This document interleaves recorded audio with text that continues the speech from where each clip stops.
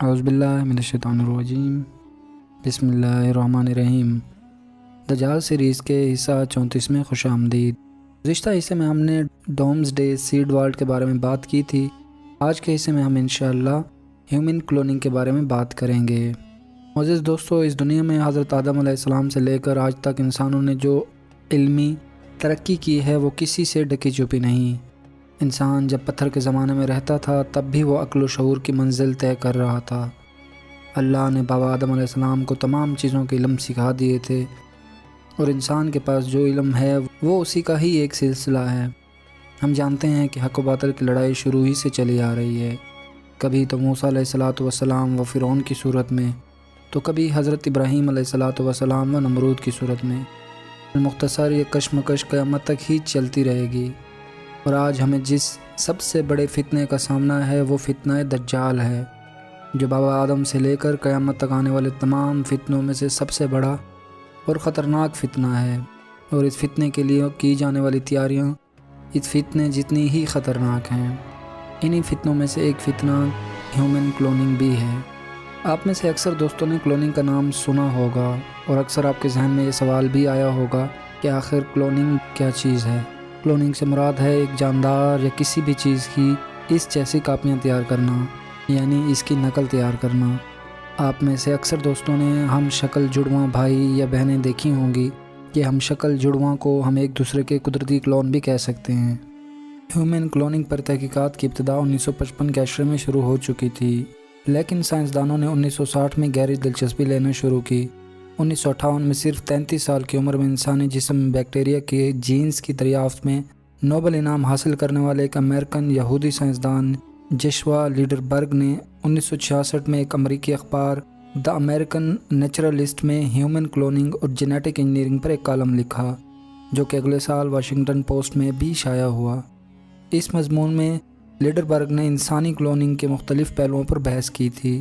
ان کے بعد ایک اور نوبل سائنسدان جیمز ڈی واٹسن نے 1971 میں موونگ ٹوورڈز دا کلونل مین کے نام سے مضمون لکھا، جس کے بعد اس تحقیقات کو مزید تقویت حاصل ہوئی اور دنیا کے چند سائنسدانوں نے اس جینیٹک سائنس میں کمال مہارت حاصل کر لی۔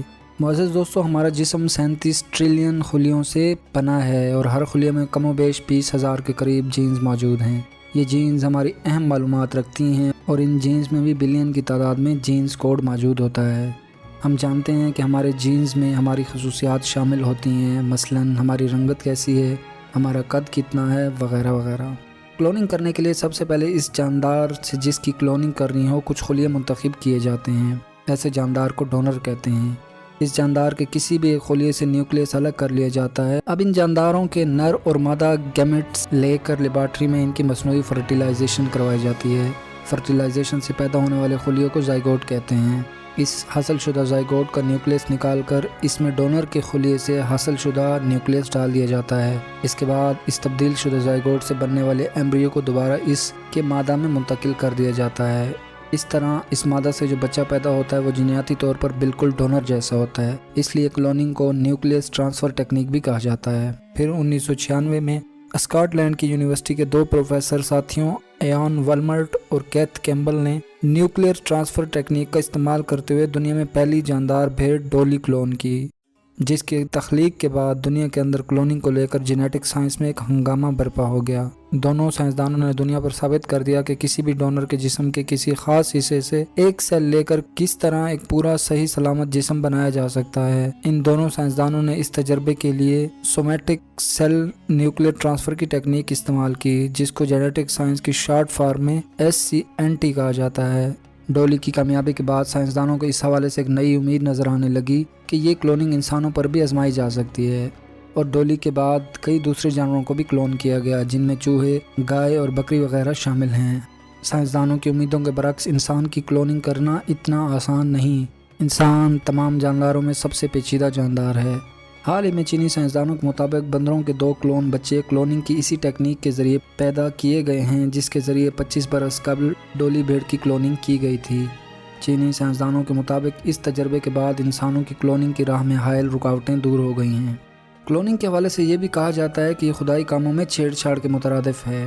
انسانی کلوننگ کے حوالے سے ہونے والے اکثر تجربات خفیہ طور پر کیے گئے، کیونکہ دنیا کے بہت سارے ممالک میں انسانی کلوننگ پر پابندی ہے۔ ان تمام پابندیوں اور اس کے خطرناک نتائج کے باوجود بھی سائنسدانوں کی جانب سے سپر ہیومن بنانے کی تیاریاں کی جا رہی ہیں۔ سائنسدانوں کا ماننا ہے کہ انسان کا دماغ بہت ہی وسیع ہے اور اس کے پاس تمام خصوصیات ہونی چاہیے۔ اگر ہم مثال کے طور پر دیکھیں تو کچھ سائنسدانوں کا ماننا ہے کہ ایک شاہین پرندے کی نظر بہت تیز ہوتی ہے، تو یہی خصوصیات انسان کے اندر کیوں نہیں ہیں؟ اور ایک ہاتھی کے اندر برداشت کرنے کی صلاحیت کافی زیادہ ہوتی ہے، تو انسان میں یہ چیز کیوں ممکن نہیں؟ اور اسی بات کو کلوننگ کے ذریعے ثابت کیا جا رہا ہے۔ دوستو، یہ بات یاد رکھیے کہ تمام ٹیکنالوجی دجال لعین کی راہ ہموار کرنے کے لیے ہے۔ دجال جو ٹیکنالوجی کو استعمال کرے گا وہ یہی کلوننگ ہوگی، جس سے سادہ لوگ دھوکہ کھا جائیں گے، اور دجال کہے گا کہ میں تمہارا رب ہوں اور میں مردوں کو زندہ اور زندوں کو مردہ کرنا جانتا ہوں، لیکن وہ دھوکے کے سوا کچھ نہیں ہوگا۔ امید کرتا ہوں کہ دجال سیریز کا حصہ 34 آپ کو پسند آیا ہوگا۔ دجال سیریز کے اگلے حصے میں ہم انشاءاللہ ڈی پاپولیشن کے بارے میں بات کریں گے۔ تب تک خوش رہیے، دوسروں کو بھی خوش رکھیے، مجھے اپنی دعا میں یاد رکھیے گا۔ فی امان اللہ۔